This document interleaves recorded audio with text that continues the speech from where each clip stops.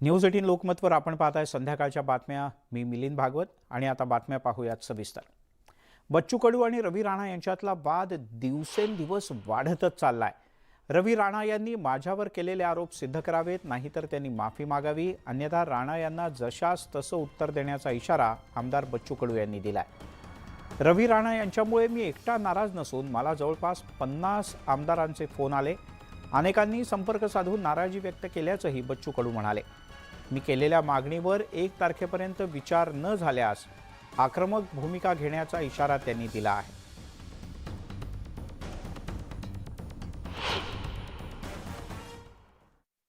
राणा असा का बोलला? त्याची एकट्याची बोलाची कुवत नाही, ताकद नाही. तो कोणाच्या भरोश्यावर बोलतोय हे तपासणं फार महत्वाचं आहे.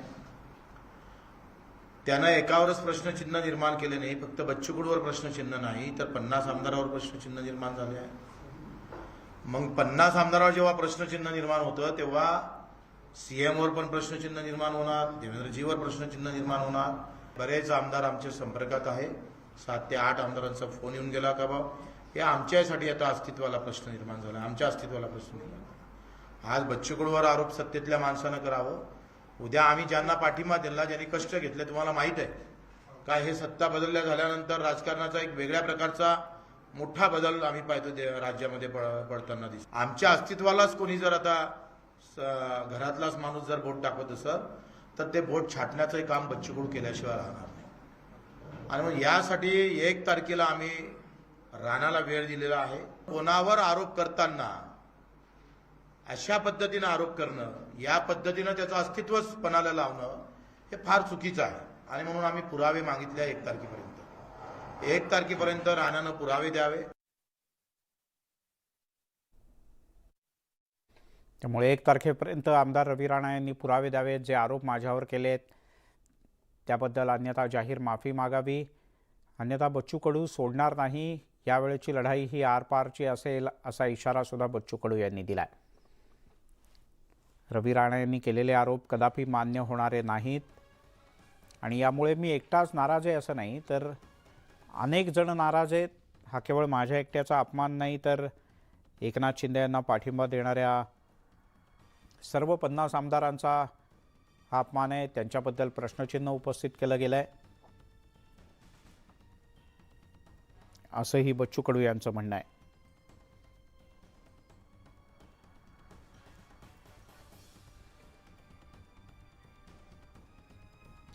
त्यामुळे बच्चू कडू विरुद्ध रवी राणा हा सामना आता अधिकाधिक रंगत जाणार. वळूयात पुढच्या बातमीकडे. निलेश आणि नितेश राणे यांनी माझ्या मतदारसंघात यायचं असेल तर जरूर या, पण निवडून कुणाला द्यायचं हे राज्यातली लोकच ठरवतील. मी हवेत बोलत नाही. कुणाला यायचं असेल तर जरूर या. माझ्या मतदारांवर पूर्ण विश्वास आहे असं खुलं आव्हान राष्ट्रवादीचे आमदार रोहित पवार यांनी राणे बंधूंना दिलंय.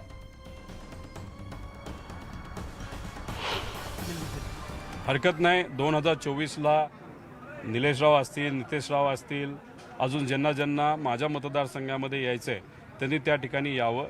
माझा विश्वास तिथे असणाऱ्या लोकांवर आहे, कार्यकर्त्यांवर आहे, पदाधिकाऱ्यांवर आहे.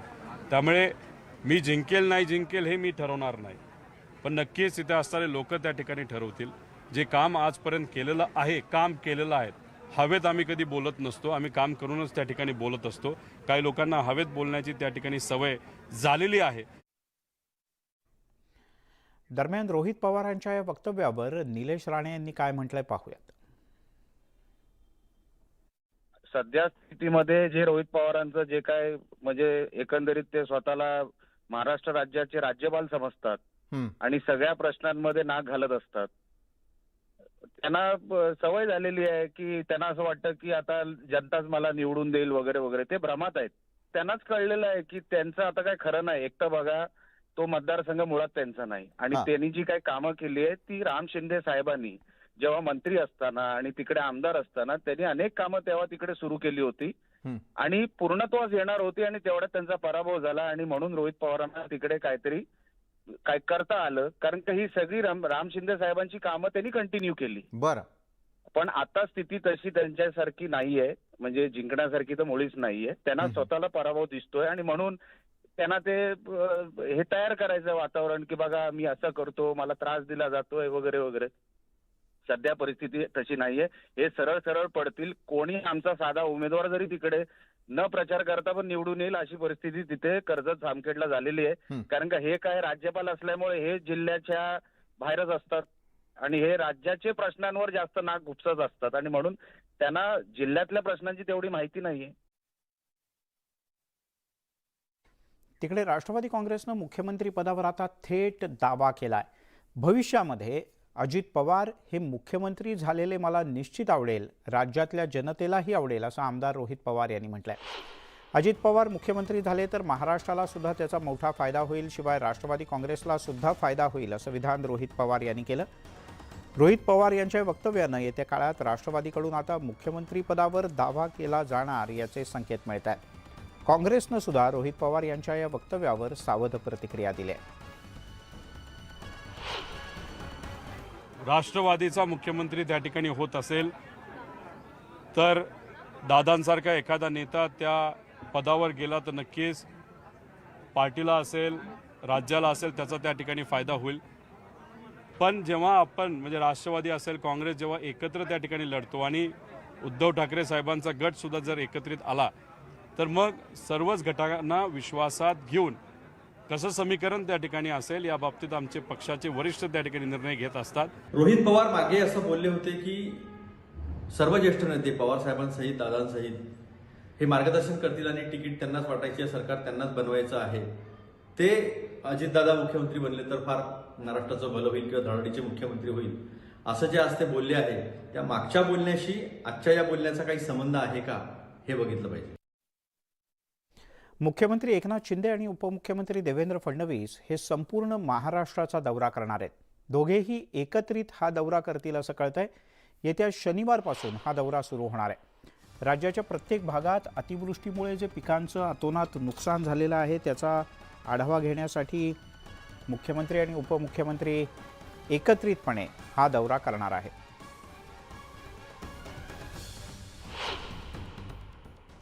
तुम्ही मुख्यमंत्री आणि उपमुख्यमंत्री राज्यभर दौरा करणार. आम्ही काही ठिकाणी सोबत करू, काही ठिकाणी वेगवेगळा करू. दौरा आम्ही नक्की करणार. ते सत्तेत आहेत, त्यांचे दौरे राजकीय का बघतात? त्यांना तर जायलाच पाहिजे. आता मुख्यमंत्री उद्धवजी झाले तर करोना होता, त्यावेळेला त्यांनी त्या पद्धतीने सांभाळलं. उद्धवजीने आता महाराष्ट्र म्हणून आज आपण सण पण इतक्या दणक्यात साजरे करतोय. त्यामुळे ते जात आहेत, ते त्यांच्या पक्षाचा आता अजेंडा, पण हे जात आहेत सरकार म्हणून जात आहेत. त्याच्यात काय एवढं ढोल वाजवायचे? सरकार आहे आणि सरकार म्हणून जात असतील तर पक्षही वाढवा. राज्यामध्ये महानगरपालिका निवडणुका प्रदीर्घ काळ लांबले आहेत. या निवडणुका कधी होणार याची प्रतीक्षा सगळ्यांनाच लागली आहे. या निवडणुका कधी होतील हे निवडणूक आयोगच सांगू शकेल असं उपमुख्यमंत्री देवेंद्र फडणवीस यांनी म्हटलंय.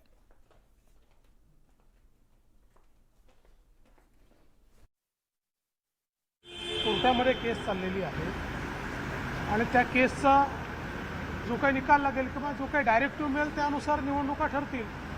निवडणुका कधी घ्यायच्या हा सगळा अधिकार निवडणूक आयोगाचा आहे. आता निवडणूक आयोगाने एक टाइमटेबल फायनल केला होता, त्याच्याविरुद्ध कोर्टात केस चालली आहे. त्या केसचा निकाल लागेल तर लगेच निवडणुका होतील. कोणी विचारलं इलेक्शन कधी होणार, तर एक सांगतात देव आणि हे ठरवेल, कोर्ट ठरवेल, तर एक सांगतात जानेवारीत. म्हणजे हे दोन देव जे आज महाराष्ट्राच्या याच्यावर बसले ते ठरवणार आहेत महाराष्ट्रामध्ये इलेक्शन कधी लागणार. अर्थात तुम्ही कधीही लावा, लोकशाही बळकटही तुम्हाला दिसून येईल. त्यामुळे पाहूयात निवडणुका कधी लागतात ते. तिकडे प्रतिज्ञापत्र कोणाची टिकली आणि कोणाची रद्द झाली हे सगळ्यांच्या समाधानासाठी चाललेलं आहे असं म्हणत उद्धव ठाकरे यांच्या पक्षावर राज्याचे उपमुख्यमंत्री आणि विरोधकांनी टीका केली. फडणवीस यांच्या या टीकेला किशोरी पेडणेकर यांनीही प्रत्युत्तर दिलंय.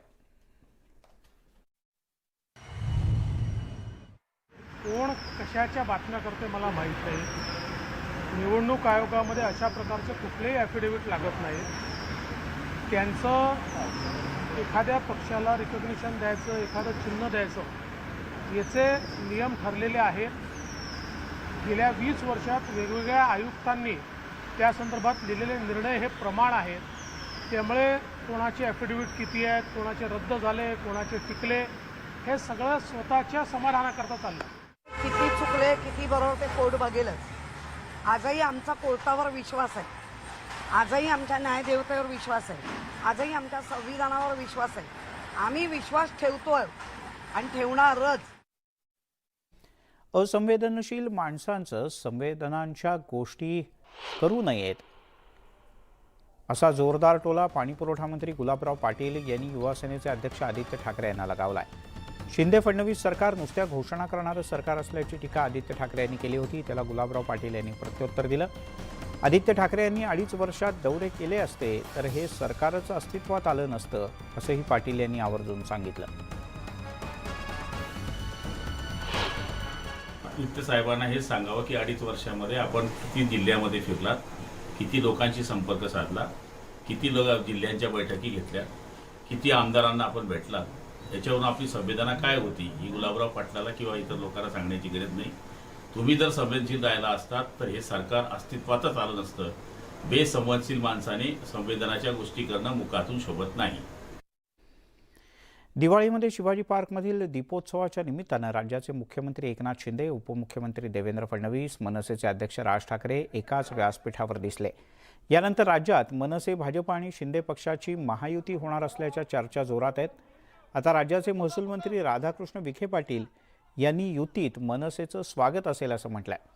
तर जयंत पाटील यांनी भाजप आणि शिंदेच्या पक्षाला टोला लगावत त्यांना तिसऱ्या पक्षाची गरज पडल्याचं नमूद केलंय. राज्यामध्ये आता जनतेच्या मनातलं सरकार कार्यरत आहे. 2.5 वर्षाच्या महाविकास आघाडी सरकारच्या काळातली अधोगती आपण पाहिलेली आहे, अनुभवलेली आहे. ज्या पद्धतीने माननीय राज ठाकरे साहेब आता या बाबतीत जे काही त्यांची सध्या राज्याच्या विकासाबद्दलची भूमिका आहे याचं आम्ही स्वागतच केलेलं आहे. आणि त्यामुळे त्यांनी या युतीमध्ये येणं मनसेनं तर आमचे दिलसे आम्ही त्यांचं स्वागतच करू. मनसे, भाजप आणि शिंदे गट एकत्र येत आहेत अशी चर्चा सध्या 2 दिवसापासून सुरू आहे. भाऊ, एकमेकाला आपण पुरणार नाही, आपण एकटे अपुरे आहोत हे भारतीय जनता पक्षाला जाणवलेलं दिसतंय. त्यामुळे मिळेल त्यांना एकत्रित घेण्याचा त्यांचा प्रयत्न आहे. मनसेचे अध्यक्ष राज ठाकरे यांच्याकडे आज आत्महत्याग्रस्त शेतकऱ्यांच्या मुलांनी भेट दिली. राज ठाकरे यांना प्रत्यक्ष भेटून त्यांनी दीपावलीच्या शुभेच्छा दिल्या आणि आपल्या मागण्या मांडण्याची इच्छा प्रामुख्यानं या मुलांची होती. त्यानुसार ही सगळी मुलं मनसेचे अध्यक्ष राज ठाकरे आणि शर्मिला ठाकरे यांना शिवतीर्थावर भेटली. राज ठाकरे यांनी या सगळ्या मुलांची विचारपूस करत त्यांच्या मागण्या मार्गी लावण्यासाठी प्रयत्न करणार असल्याचं म्हटलं. नाशिकच्या आधारतीर्थ या आश्रमशाळेतली ही सगळी मुलं आहेत. आम्ही आज या ठिकाणी महाराष्ट्रात, संपूर्ण महाराष्ट्रातील जे शेतकरी आत्महत्या केलेले आहेत त्यांची सर्व अनाथ मुलं संपूर्ण महाराष्ट्रातील ही आम्ही आज माननीय राजसाहेब ठाकरे यांच्या भेटीला आलो आहोत. आणि आमच्या मुलांनी त्यांना कळकळीची विनंती केलेली आहे की साहेब, महाराष्ट्रातील आत्महत्या थांबल्या पाहिजेत कुठंतरी, आणि महाराष्ट्रावरती जे शेतकऱ्यांचं जे कंबरडं मोडलेलं आहे ह्यासाठी शासनाकडे आपण थोडंसं विनंती करावी आणि ओला दुष्काळ जाहीर करण्यासाठी विनंती करावी असं ह्या मुलांच्या मार्फत आम्ही राजसाहेब ठाकरे यांना विनंती केली आहे. उद्धव ठाकरे पक्षाच्या नेत्या किशोरी पेडणेकर यांनी राऊत कुटुंबियांची भेट घेतली. संजय राऊत यांच्या कुटुंबियांची त्यांनी विचारपूस केली. राऊत लवकरच जेलच्या बाहेर येतील असा विश्वासही त्यांनी व्यक्त केला.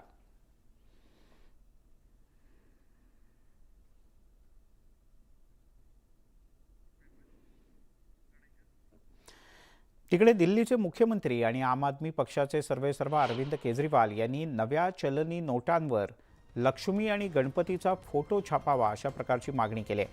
अर्थव्यवस्था बळकट करण्यासाठी आणि देशाला विकासाच्या पथावर अधिक पुढे नेण्यासाठी आपल्याला देवी देवतांचे आशीर्वाद गरजेचे आहेत असं म्हणत त्यांनी ही मागणी केली.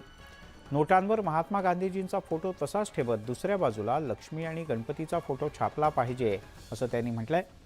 यासंबंधी ते पंतप्रधान नरेंद्र मोदी यांना पत्र लिहिणार आहेत. अरविंद केजरीवाल यांनी बुधवारी एका पत्रकार परिषदेत ही मागणी केली. यावेळेला त्यांनी दिवाळीच्या रात्री पूजा करताना आपल्या मनात हा विचार आल्याचं म्हटलं. अनेक लोकांशी आपण याबद्दल चर्चा केली असून कोणीही त्यावर आक्षेप घेतलेला नाही असंही ते म्हणाले. डॉलरच्या तुलनेत रुपया घसरत असल्याचा उल्लेख करताना केजरीवाल यांनी देवी देवतांचा आशीर्वाद असेल तरच प्रयत्नांना यश मिळतं असंही नमूद केलं. केंद्र सरकार से प्रधानमंत्री जी से अपील है, भारतीय करेंसी के ऊपर एक तरफ गांधी जी की तस्वीर है, वो वैसे ही रहनी चाहिए, लेकिन दूसरी तरफ श्री गणेश जी की और श्री लक्ष्मी जी की तस्वीर भारतीय करेंसी के ऊपर लगाई जाए. जैसा मैंने कहा कि हमें अपनी अर्थव्यवस्था को सुधारने के लिए, भारत को आगे तरक्की देने के लिए बहुत सारे एफर्ट्स की ज़रूरत है, लेकिन उसके साथ साथ देवी देवताओं के आशीर्वाद की भी ज़रूरत है. अगर भारतीय करेंसी के ऊपर एक तरफ गांधी जी की तस्वीर है वो एज इट इज़ रहे, दूसरी तरफ अगर लक्ष्मी जी की और गणेश जी की तस्वीर होगी, तो इससे पूरे देश को उनका आशीर्वाद मिलेगा.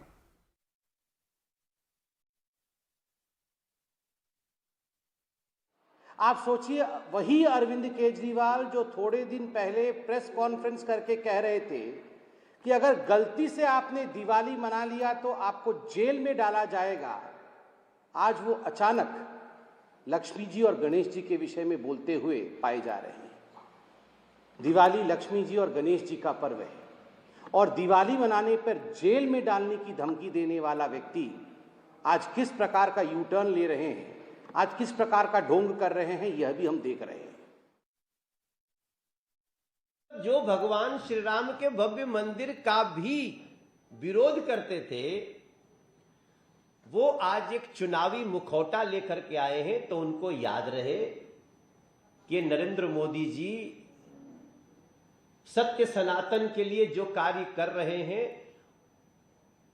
उसको आप सोचना तो दूर, अब शायद आपका विचार बदले कि आप कम से कम उनका आदर करें और अपने गुजरात के प्रदेश अध्यक्ष को आज ही सस्पेंड कर दो. औरंगजेब की औलादों को भी भगवान गणेश लक्ष्मी की याद आ रही है. जिहादियों के मन में भी हिंदू देवी देवताओं का भाव आ गया, लगता है कहीं पे चुनाव आ गया. ये मोदी जी की लाठी है, अच्छे अच्छों को भगवान की याद दिला देती है. अरविंद केजरीवाल हे नौटंकीबाज मुख्यमंत्री आहेत. त्यांनी आतापर्यंत प्रत्येक निवडणुकीच्या आधी त्यांची भूमिका बदलण्याचं काम केलंय. आता कदाचित एक हिंदुत्वाची भूमिका किंवा देवभक्तीची भूमिका घेण्याचा त्यांचा हा प्रामाणिक प्रयत्न आहे. मला वाटतं की निवडणुका आला की भूमिका बदलणारा जर कोण नेता असेल तर ते अरविंद केजरीवालजी आहेत. माझं स्पष्टपणे या बाबतीतलं मत आहे की देशाची परंपरा आणि संविधानामधनं जे चालू झालंय ते कुणालाही बदलायची गरज नाही आणि खोटी खोटी देशभक्ती किंवा देवप्रेम किंवा हिंदुत्ववाद दाखवण्याचा जो प्रयत्न आहे त्याची लोकांनी चिंता करण्याची गरज नाही. देव सुद्धा कष्ट करणाऱ्या आणि लोकांचं हित पाहणाऱ्या लोकांच्याच पाठीशी उभा राहतो.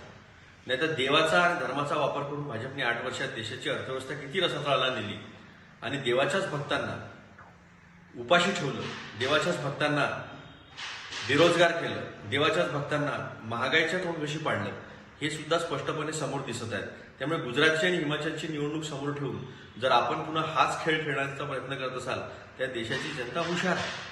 त्या देशाची जनता भक्त असली तरी मूर्ख नाही. हे केजरीवाल आणि भाजप दोघांनी लक्षात ठेवलं पाहिजे. रुपया बचाने की बात करना चाहिए. रुपया बचेगा तो उसके ऊपर किसकी तस्वीर डालना है, किसी को विरोध करने का कोई कारण नहीं है. लेकिन इस तरह के व्यवस्था के आधार पर एक महंगाई, बेरोजगारी, किसान का इशू जो देश में है वो इशू को छोड़कर इस तरह की विषयों को डाइवर्ट करने की व्यवस्था अगर केजरीवाल जी करते हैं तो बीजेपी से मिली हुई पार्टी उनकी है, ऐसा अंदाज देश की जनता के सामने आ रहा है. आणि या क्षणाची एक ब्रेकिंग न्यूज हाती येते. राज्याचे मुख्यमंत्री एकनाथ शिंदे आज राज्यभरातल्या जनतेशी संध्याकाळी 6 वाजता फेसबुकच्या माध्यमातून संवाद साधणार आहे. या क्षणाची एक मोठी आणि महत्त्वाची बातमी. आज संध्याकाळी 6 वाजता राज्याचे मुख्यमंत्री एकनाथ शिंदे हे फेसबुक लाईव्हच्या माध्यमातून राज्यभरातल्या जनतेशी संवाद साधतील. ही आहे या क्षणाची सगळ्यात मोठी आणि महत्त्वाची बातमी.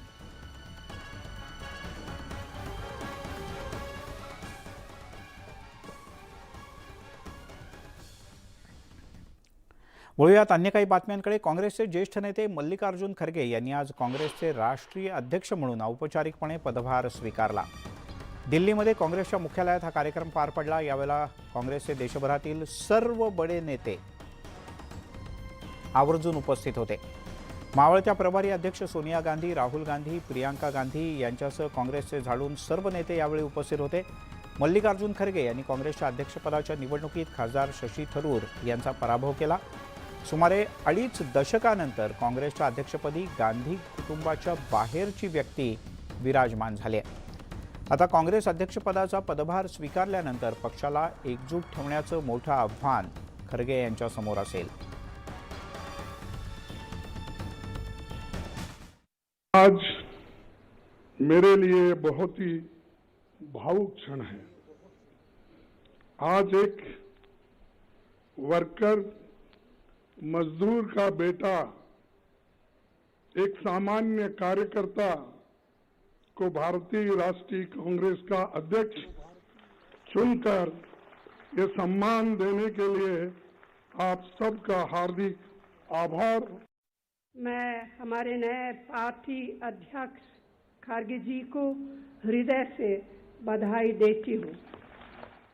मुझे पूरा विश्वास है कि उनसे पूरी पार्टी को एक प्रेरणा मिलेगी, एक संदेश मिलेगा और उनके नेतृत्व में कांग्रेस लगातार मजबूत होगी. वळूयात पुढच्या काही बातम्यांकडे. शिर्डीमध्ये पुरामुळे प्रभावित झालेल्या सुमारे 1200 कुटुंबांना मुख्यमंत्री सहाय्यता निधीतून प्रत्येकी 10,000 रुपयांची मदत केली जाणार आहे. खासदार सदाशिव लोखंडे यांनी या संदर्भातली माहिती दिली. शिर्डीतल्या लक्ष्मीनगर, श्रीरामनगर, नाला रोड, मातोश्री नगर आणि डॉक्टर हेडगेवार नगर या छोट्या छोट्या भागातील नागरिकांच्या घरात अतिवृष्टीमुळे पुराचं पाणी शिरलं होतं. यात बहुसंख्य नागरिकांच्या घरातल्या सामानाचं मोठं नुकसान झाल्याचं लोखंडे यांनी म्हटलं. या संदर्भात लोखंडे यांनी नुकतीच एकनाथ शिंदे राज्याचे मुख्यमंत्री यांची भेट घेतली होती आणि मदतीची मागणी केली होती. त्यानंतर मुख्यमंत्र्यांच्याकडून ही मदत जाहीर करण्यात आली. राज्याचे मुख्यमंत्री एकनाथ शिंदे साहेबांच्या सहकार्याने या ठिकाणी पूरग्रस्त घरात ज्यांच्या घरामध्ये पाणी शिरलं अशा 1200 लोकांना मुख्यमंत्री सहायता निधीतून आपण पैसे देणार होतो. दिवाळीच्या अगोदरच ते तहसील ऑफिसमध्ये पैसे आले, पण बँकेत लोड असल्यामुळे आता या उद्याच्या दिवशी ते पैसे प्रत्येकाच्या त्या खातेदाराच्या खात्यात. पाहताय न्यूज 18 लोकमतवर संध्याकाळच्या बातम्या. नाशिकच्या त्र्यंबकेश्वर रोडवर चालत्या रिक्षानं अचानक पेट घेतला. या रिक्षामध्ये चालकासह 3 प्रवासी होते. रिक्षानं पेट घेतल्याचं समजताच चालकासह प्रवाशांनी तातडीनं खालती उडी मारली. रिक्षानं पेट घेतल्याचं समजताच हे सगळे खालती उतरल्यानं मोठा अनर्थ टळला. रिक्षात CNG किट असल्याची माहिती चालकानं दिली.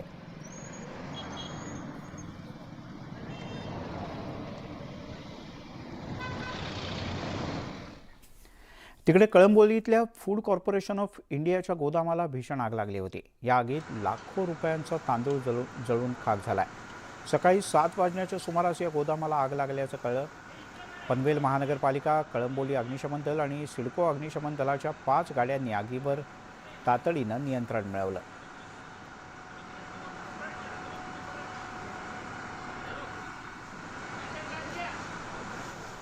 यहाँ पे अभी जो मजदूर थे वो छुट्टी होने की वजह से यहाँ पे कोई नहीं है, और फिर हमने हमारे पास में पार है और बाकी इक्विपमेंट है, हैमर वगैरह है, उससे हमने तोड़ के शटर जो है हमने खोला तो हमने देखा कि आग जो है बड़ी पैमाने में थी. और हम कलम्बोली अग्निशमन केंद्र सिडको यहाँ से 2 गाड़ियाँ, खारघर अग्निशमन केंद्र यहाँ से 1 गाड़ी, 1 वाटर बाउजर, नवीन पनवेल अग्निशमन केंद्र सिडको यहाँ से 1 गाड़ी और पनवेल म्यूनसिपल कॉरपोरेशन यहाँ से 1 वाटर बाउजर, ऐसे हम 5 गाड़ियों के साथ में यहाँ पे अभी फायर फाइटिंग कर रहे हैं.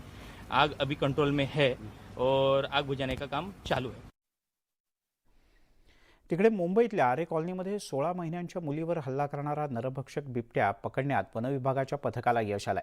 वनविभागानं काल तातडीनं सापळा लावला होता. यात हा बिबट्या जेरबंद झालाय. संजय गांधी राष्ट्रीय उद्यान इथं बिबट्याला सोडण्यात येणार आहे. राष्ट्रीय उद्यानात बिबट्याच्या दहशतीमुळे नागरिकांमध्ये मोठ्या भीतीचं वातावरण होतं.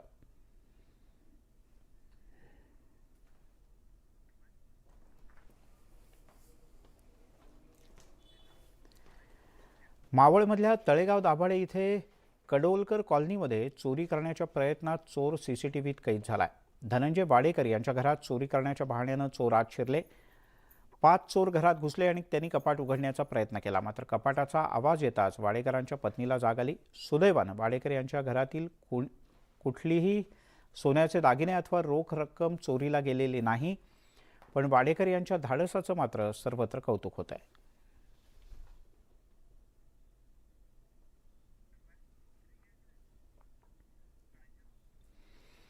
अमरावती शहरातील आशियाड कॉलनीमध्ये अभियंता मुलगी आणि तिच्या आईचा मृतदेह पंख्याला लटकलेल्या अवस्थेत घरात सापडला.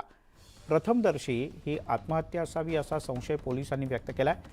सुवर्णा वानखडे आणि मृणाल वानखडे अशी या मृत आई आणि मुलीची नावं आहेत. घरात मृतदेहाच्या जवळ पोलिसांना एक चिठ्ठी मिळाली. पोलिसांनी ती जप्त केली. मात्र या चिठ्ठीमध्ये कोणताही आक्षेपार्ह मजकूर लिहिलेला नाही असं पोलिसांचं म्हणणं आहे आणि म्हणूनच पोलिसांचा संशय बळावलाय.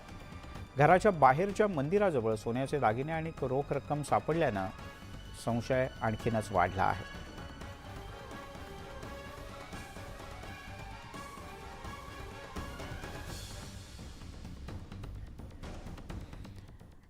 दीपावली पाडव्याच्या निमित्तानं सजावट, म्हैस सजावट आणि म्हैस पळवणं अशा वेगळ्या प्रकारच्या स्पर्धांचं आयोजन कोल्हापुरात करण्यात आलं होतं. कसबा बावड्यामध्ये या स्पर्धेचा जबरदस्त थरार रंगला. गाडीच्या मागे काही क्षणात धावणाऱ्या म्हशी आणि त्यांचं सौंदर्य इथल्या उपस्थितांच्या आकर्षणाचा आणि चर्चेचा विषय ठरला.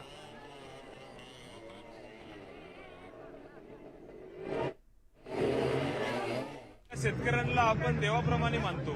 जे लोक आपली काळजी करतात त्यांना एक वर्षातून एक दिवस आपण तो त्या ठिकाणी सन्मान त्यांचा केला पाहिजे. आणि कसबा बावडा परिसरामध्ये एक उत्साहाचं वातावरण या निमित्तानं आपल्याला दिसून आलं असेल. मी देखील 2 व्हीलर चालवून त्यांच्याबरोबर त्या उत्साहामध्ये सहभाग त्या ठिकाणी घेतलेला आहे आणि मला आनंद आहे. कारण गावकरी म्हणून प्रत्येक उत्साहामध्ये आम्ही त्या ठिकाणी सहभागी असतो आणि या निमित्तानं सहभाग होण्याची संधी माझ्यासारख्या देखील तरुण कार्यकर्त्याला या निमित्तानं मिळाली. तिकडे पालघर इथे ग्रामस्थ मंडळ आणि शेतकरी मंडळ मागाटणे यांच्यातर्फे दिवाळीच्या निमित्तानं रेड्यांच्या झुंजीचं आयोजन करण्यात आलं होतं. मागच्या 99 वर्षांपासून मागाटणे इथे गावामध्येच दिवाळीच्या दिवशी रेड्यांच्या झुंजीचं आणि स्पर्धांचं आयोजन करण्यात येतं. पालघर, वाडा आणि भिवंडीसह परिसरातल्या रेडे यात सहभागी होत असतात. या स्पर्धेत विजयी होणाऱ्या रेड्याला कोणत्याही प्रकारचं रोख पारितोषिक दिलं जात नसलं तरी मिळणाऱ्या सन्मान चिन्हासाठी मात्र मोठी चढाओढ असते.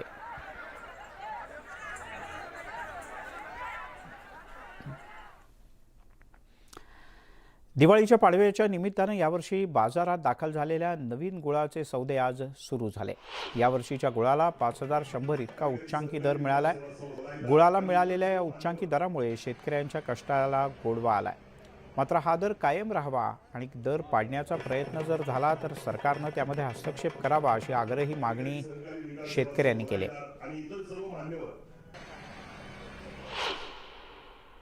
या वर्षीच्या पाडव्याच्या मुहूर्ताच्या सौद्याचा मान आमच्या संस्थेला मिळालेला आहे आणि आता या ठिकाणी जो गुळाचा सौदा झाला तो अतिशय चांगल्या पद्धतीने दर निघालेला आहे.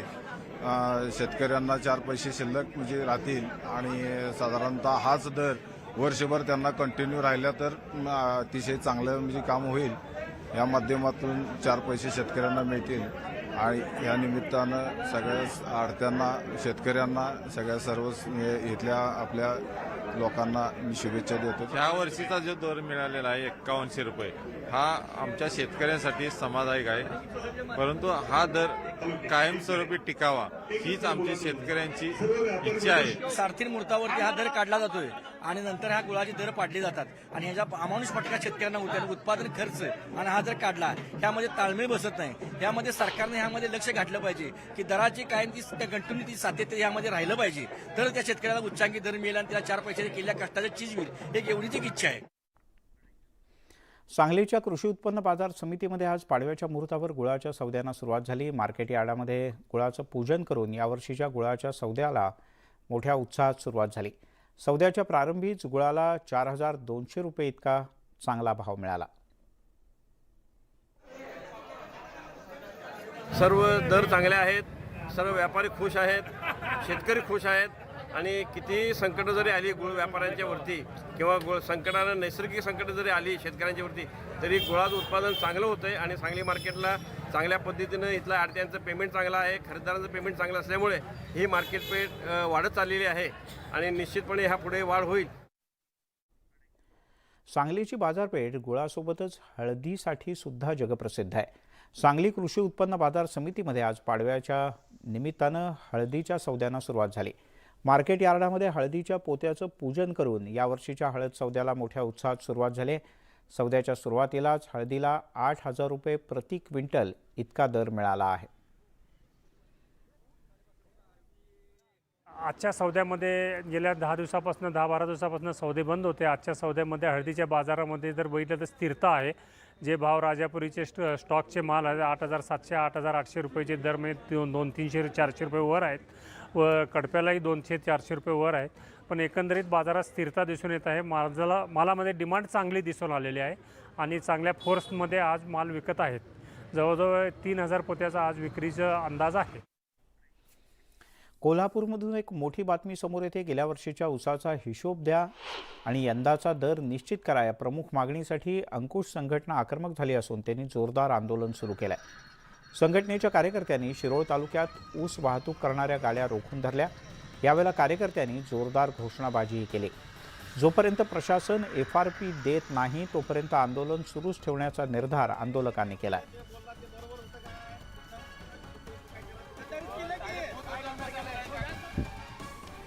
इकडे मुंबई गोवा महामार्गावर निवळीच्या जवळ रस्त्यांची अक्षरशः चाळण झाली आहे. या रस्त्यावर मोठे मोठे खड्डे पडलेत. खड्ड्यांमुळे लहान मोठे अपघात हे नित्याचेच झालेत. पर्यटकांची मोठ्या प्रमाणात या मार्गावरून रहदारी असते, त्यामुळे या मार्गावर वाहन चालकांना सुद्धा मोठ्या त्रासाचा सामना करावा लागतो. या महामार्गाची तातडीनं दुरुस्ती करावी अशी मागणी होते. सध्या दिवाळी असल्यामुळे मोठ्या प्रमाणात पर्यटक या मार्गावरून ये जा करतायत, पण या रस्त्यावरून प्रवास करणं वाहन चालकांसाठी अक्षरशः डोकेदुखी ठरलंय. मुंबई गोवा महामार्गाची दुर्दशा अजूनही व्यवस्थित होताना दिसत नाही. दुर्दशा झालेली आहे. त्याच पद्धतीने हा महामार्ग आता आपण सध्या मुंबई गोवा महामार्गावर उभे आहोत आणि जर इथं बघितलं तर या ठिकाणी रस्त्याची जी दुरवस्था ही आपल्याला पाहायला मिळेल. या ठिकाणी गणपतीपूर्वी हे रस्ते खड्डे जे आहेत हे पूर्ण भरले गेले होते, परंतु परतीच्या पावसाने परत एकदा या रस्त्याला दगा दिलेला आहे आणि हे जे खड्डे आहे परत एकदा उकळलेले आहेत आणि संबंधित प्रशासनाचं याकडे दुर्लक्ष आहे. त्यामुळे प्रवाशांची याच्यावर पूर्णपणे नाराजी आहे. इथून जे वाहन चालक गाड्या चालवतात, वाहनं चालवतात, त्यांना तारेवरची कसरत करत या खड्ड्यातून मार्ग काढावा लागतो. आता दिवाळीचे दिवस चालू आहेत आणि मोठ्या प्रमाणात चाकरमाने हे गावाच्या ठिकाणी येतात, परंतु या खड्डेमय वातावरणातून चाकरमान्यांना प्रवास करावा लागतोय. काही पुढच्या महिन्यात नाताळचा सण येतोय आणि गोव्याच्या दिशेने जाणारी वाहतूक ही फार मोठ्या प्रमाणात असतात. मोठ्या प्रमाणात पर्यटक हे गोव्याला जात असतात, परंतु ह्या खड्डेमय वातावरणामुळे इथून प्रवास करणं देखील आता वाहनधारकांसाठी जिक्रीचं झालेलं आहे आणि हे खड्डे कधी भरले जाणार आणि कधी वाहनधारकांना दिलासा मिळणार हे पाहणं आता महत्त्वाचं ठरणार आहे. व्हिडिओ जर्नलिस्ट अनिकेत होलमसह सचिन सावंत, न्यूज 18 लोकमत. आपण पाहताय संध्याकाळच्या बातम्या. ठाण्यामध्ये वंचित बहुजन आघाडीला मोठा धक्का बसलाय. ठाणे जिल्हाध्यक्ष सुनील भगत यांनी पदाधिकाऱ्यांसह उद्धव बाळासाहेब ठाकरे यांच्या शिवसेनेत प्रवेश केलाय. मातोश्रीवर जाऊन पक्षप्रमुख उद्धव ठाकरे यांच्या उपस्थितीत त्यांनी पक्षप्रवेश केला. यावेळेला आदित्य ठाकरे, अनिल परब, माजी आमदार रुपेश म्हात्रे हे उपस्थित होते. सुनील भगत यांनी ठाकरे यांच्या पक्षात प्रवेश केल्यानं ठाण्यात वंचित बहुजन आघाडीकरता हा धक्का मानला जातो.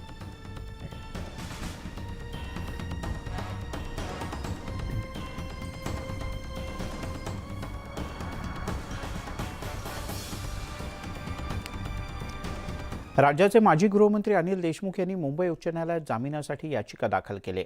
सुट्टीकालीन कोर्टापुढे ही याचिका दाखल केल्यानंतर न्यायमूर्ती शर्मिला देशमुख यांनी सीबीआयला 9 नोव्हेंबरपर्यंत उत्तर देण्याचे निर्देश दिलेत. सुनावणी 11 नोव्हेंबरपर्यंत पूर्ण केली जाईल अशी अपेक्षा आहे. सीबीआयनं दाखल केलेल्या भ्रष्टाचाराच्या प्रकरणात मुंबई सत्र न्यायालयानं जामीन अर्ज फेटाळल्याच्या निर्णयाला देशमुख यांच्यातर्फे उच्च न्यायालयात आव्हान देण्यात आलं आहे. याच प्रकरणात ईडीनं नोंदवलेल्या केसच्या संदर्भात सुद्धा न्यायालयात त्यांना नुकताच जामीन मंजूर करण्यात आला, जो सर्वोच्च न्यायालयानं कायम ठेवला आहे. त्यामुळे सीबीआयच्या याच संदर्भातल्या FIRमध्ये सुद्धा आपल्याला जामीन मिळावा, त्यासाठी आपण पात्र आहोत असा दावा देशमुख यांच्या वतीने या याचिकेच्या माध्यमातून करण्यात आला आहे.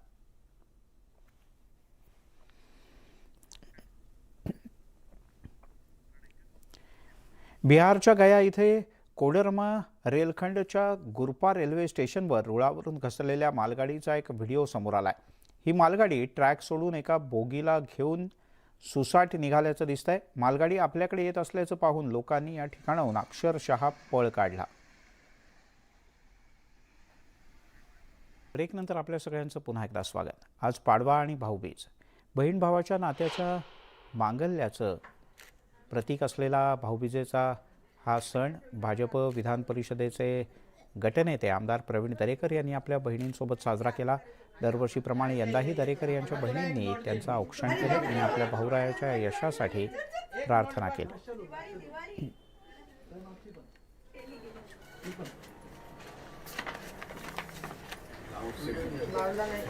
भाजपच्या नेत्या चित्रा वाघ यांनी त्यांचे मानलेले भाऊ प्रसाद लाड यांच्यासोबत भाऊबीज साजरी केले. हे दोघेही बहीण भाऊ राजकारणात कितीही व्यस्त असले तरी भाऊबीज आणि रक्षाबंधन कधीही चुकवत नाहीत. आजही चित्रा वाघ यांनी आपल्या भाऊरायाचं औक्षण केलं.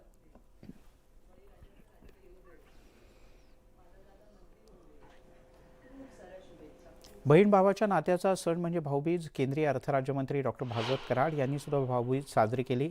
बहीण डॉक्टर उज्ज्वला दहिफळे यांच्यासोबत त्यांनी भाऊबीज साजरी केली. हा सण प्रत्येक बहीण भावाच्या आयुष्यात आनंद घेऊन येतो आणि कौटुंबिक आयुष्यात तर या क्षणाला विशेष महत्त्व असल्याचं डॉक्टर भागवत कराड यांनी म्हटलं.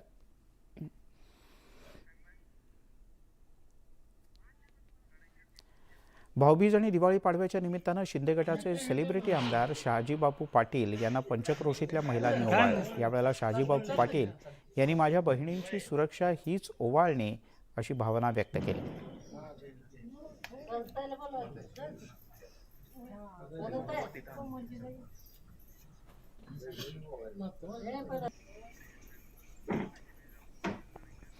लक्ष्मीपूजनाच्या दिवशी नागपूर शहरातील नागरिकांनी घरावर केलेल्या रोषणाईनं शहरावर रंगीबेरंगी शालच जणू पांघरली होती.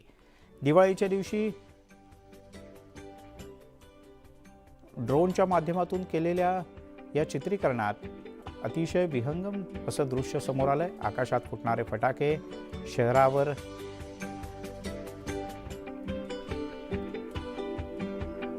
उजेडाची पखरण करतायत.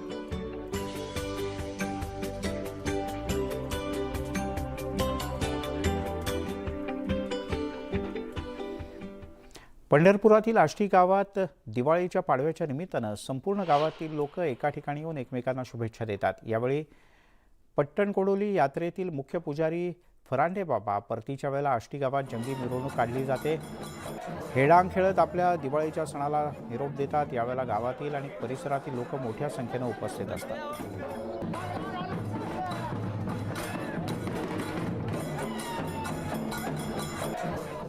धनगर समाजाचं आराध्य दैवत असलेल्या गुरु विरोबा आणि शिष्य महालिंगराया यांच्या भेटीचा अनुपम्य सोहळा मंगळवेढा तालुक्यातल्या हुलजंगी इथं पार पडला. यावेळेला महाराष्ट्र, कर्नाटक, गोवा आणि आंध्र प्रदेशसह देशाच्या विविध भागातून लाखो धनगर भाविक उपस्थित होते.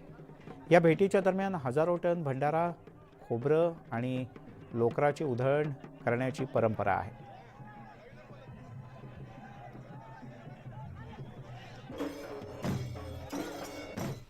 विठ्ठल भक्तांसाठी आषाढी आणि कार्तिकी या 2 पंढरपूरच्या यात्रा अत्यंत महत्त्वाच्या. या यात्रांसाठी वारकरी जात असतात. रायगड जिल्ह्यातील पोलाड आणि पांधारपाले इथले आदिनाथ वारकरी संप्रदायाच्या पायी वारी सोहळ्याला सुरुवात झाली. विठ्ठल नामाचा जप करत रायगडमधील वारकरी पंढरपूरच्या दिशेनं रवाना झाले. या पायी वारीमध्ये मोठ्या संख्येनं लहान मुलं सुद्धा सहभागी झाली आहेत.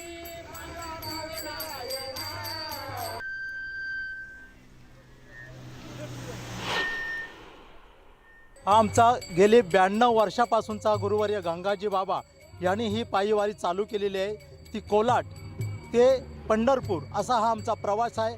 हा दरमजल करत वस्ती करत करत हा जवळजवळ 10 दिवसाचा प्रवास आमचा या ठिकाणून हा निघत असतो. 10व्या दिवसाला एकादशीच्या आदल्या दिवशी दशमीला आम्ही त्या ठिकाणी पोचत असतो. हा जवळजवळ 92 वर्षापासूनचा जो प्रवास आहे तर आज तगायत कोणताही खंड न पडता कोरोनाचा जरी मागच्या वेळेला होता तरी पण त्याच्यावर मात करून जे सरकारी नियम होते त्याच्यावर आम्ही कठोर पाळून हे आम्ही वारी अजूनपर्यंत अखंडित चालू ठेवलेली आहे. जवळजवळ तुम्ही वर्षांपर्यंत म्हणाल तर अगदी 80-85 वर्षाची मंडळी ह्यामध्ये आहे आणि अगदी लहानात लहान म्हणा आपण तुम्ही पाहता इथे का 7-8-10 वर्षापर्यंतची मुलं ह्या दिंडीमध्ये आणि ह्या परमार्थाचा आनंद घेत चालत आहेत.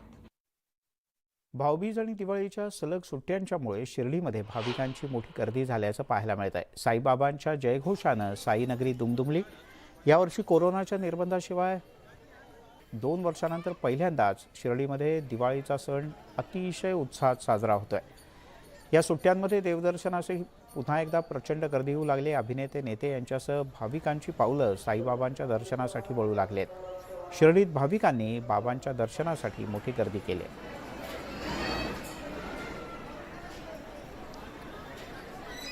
आज 3.5 मुहूर्तांपैकी एक मुहूर्त म्हणजे पाडवा आणि भाऊबीजेच्या निमित्तानं विठ्ठल भक्तांसाठी महत्त्वाचा दिवस आहे. या निमित्तानं पंढरपुरातील विठ्ठल रखुमाई मंदिरात शेवंती, झेंडू आणि अष्टरच्या फुलांची विशेष आरास करण्यात आली.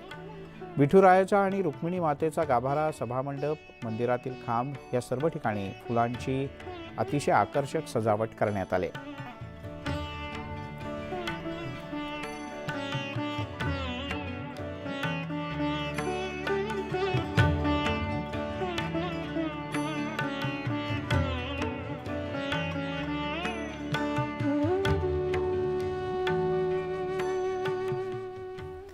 बिग बॉस मराठीच्या घरामध्ये दिवाळीचा सण मोठ्या उत्साहात साजरा होतोय. या निमित्तानं हा आनंद द्विगुणित करण्यासाठी घरामध्ये येणार आहेत समाजसेविका गायिका अमृता फडणवीस. आज अमृता फडणवीस यांच्या साथीनं सदस्य दिवाळी सण साजरा करतील.